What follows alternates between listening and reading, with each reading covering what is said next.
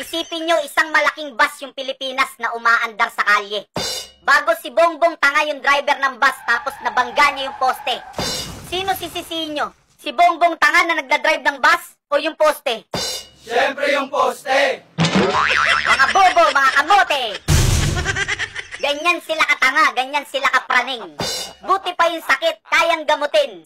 Pero yung tanga, kahit salaksakan mo ng sangkatutak na gamot, hindi nagagaling. Ben, O bakit? Pangit.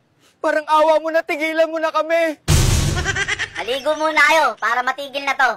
Hanggat di kayo naliligo, hindi kami titigil dito. Kaya yung mga ulo nyong walang laman, di na nadadampian ng sabon sa tubig eh. Tapos yung mga suot nyong I love BBM nung eleksyon pa yata yan eh. Kaya nililibag na pati mga utak nyo eh. Huwag kang magsasalita, hindi pa ako tapos eh. May pagkabastos ka rin eh. Pati yung pagsasalita ko, nanakawin nyo pa eh. Magnanakaw na kayo, bastos pa kayo eh. Umalis ka nga sa harapan ko, sipahin kita yung pangit mong umiyak eh.